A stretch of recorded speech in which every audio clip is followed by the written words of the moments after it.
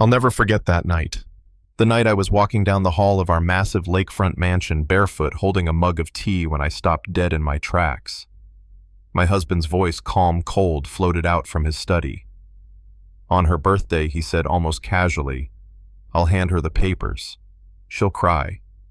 And she'll know she should have never married me." My heart sank so fast I thought I'd faint right there. And then his mother's laugh followed, low and pleased. "Perfect timing, Alex. Let her humiliation be complete. The little librarian will finally learn her place." I stood there frozen, gripping my mug so tight I nearly cracked it. I wanted to burst and scream demand answers, but instead I backed away, heart pounding, and locked myself in the guest bathroom. I stared at myself in the mirror, this woman in silk pajamas with dark curls falling in her face, and thought, they really think I'm some kind of gold digger. They really believe I don't belong here. But 6 months ago, Alex had swept me off my feet. He was the kind of man people stopped to stare at, tall, broad-shouldered, confident, in a way only someone born into money could be.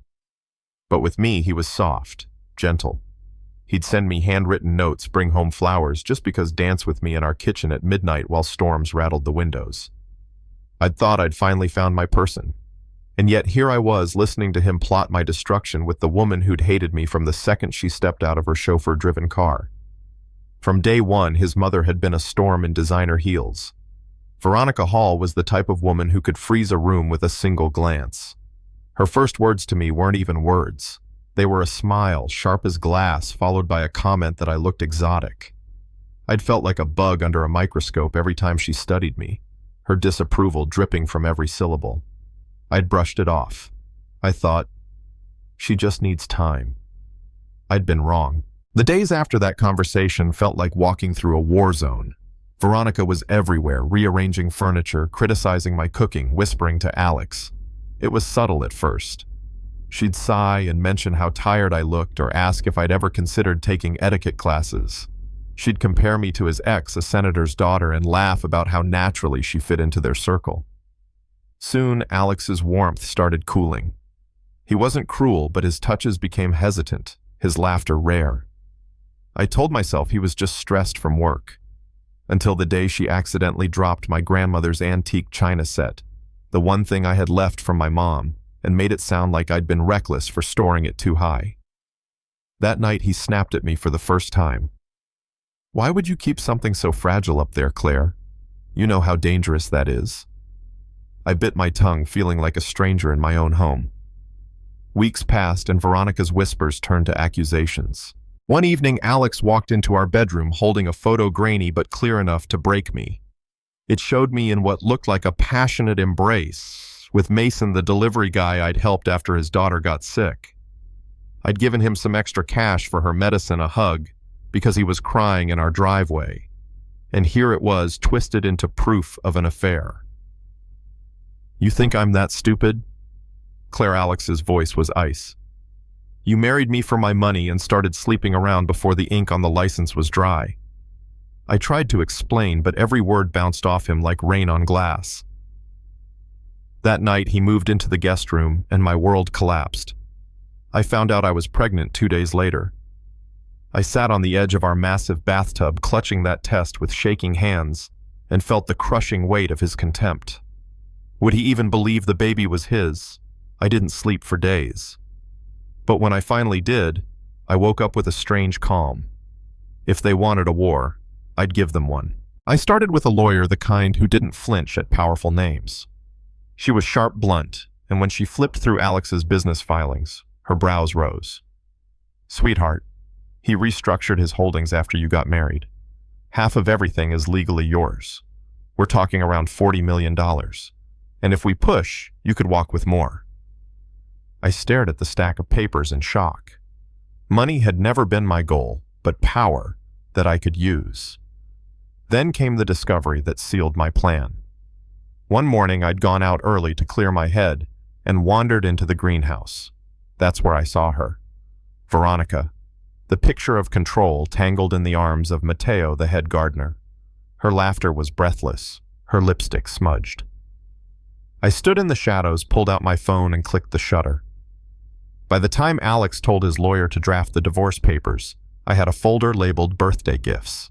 Inside, proof of half his empire, proof of his mother's hypocrisy, and the ultrasound photo of our baby.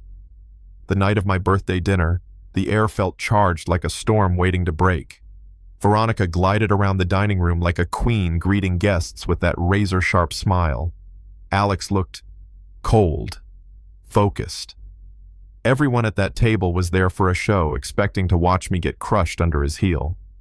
I'd spent hours curling my hair and putting on the same white silk dress I wore at our engagement party. I wanted to look angelic, untouchable. Halfway through dessert, Alex cleared his throat, standing at the head of the table. Before we get to the gifts, he said, his voice smooth but strained, "I have something important to share." Actually, I interrupted, rising from my seat. "I have gifts for all of you." The room went silent. Even Veronica's perfect smile twitched. I walked to the sideboard where I'd placed 3 envelopes. The first, I said, laying the papers out on the table, is a reminder of what marriage means legally. These are documents proving I own half of every company Alex Hall controls. I never asked for a dime of it, but I think it's time you all knew I'm not the charity case some of you whisper about. Gasps rippled through the room. The second, I continued sliding photos across the table, is about honesty. A photo of Veronica, her manicured hand gripping Mateo's shirt as he kissed her neck, stared up at them. For months, I've been accused of being unfaithful, manipulative, all while this was happening in our greenhouse. Veronica's face drained of color.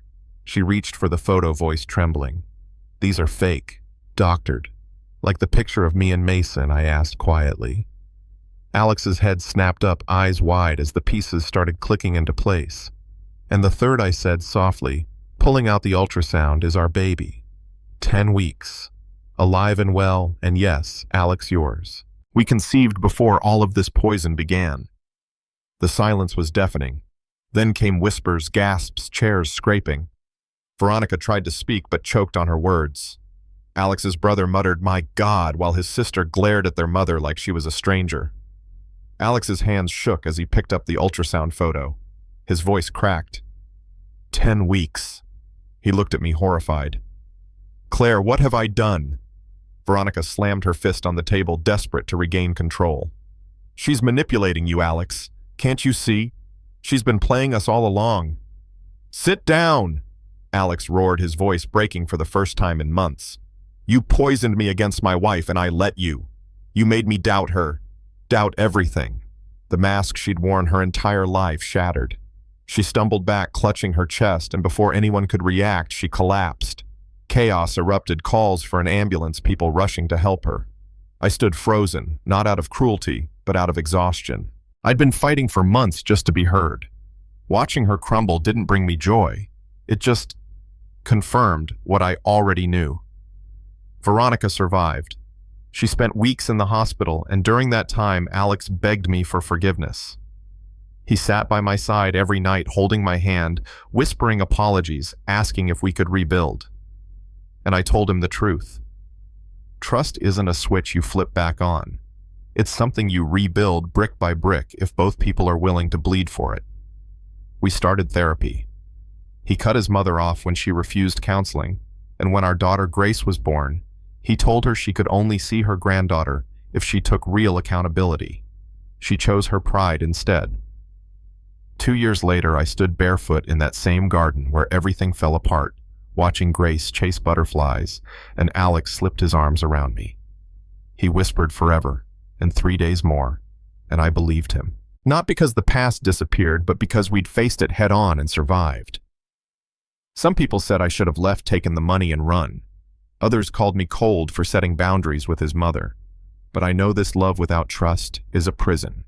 Love that chooses you every single day. That's freedom. So what would you have done? Would you have stayed rebuilt from the ashes, or walked away with half a fortune and your pride intact? Tell me in the comments, because stories like mine aren't rare, and someone out there might need to hear your answer tonight. And if you believe love should be stronger than manipulation, hit that like button, share this with someone who needs it, and subscribe for more stories that prove strength doesn't always roar, it sometimes whispers. I'm still here.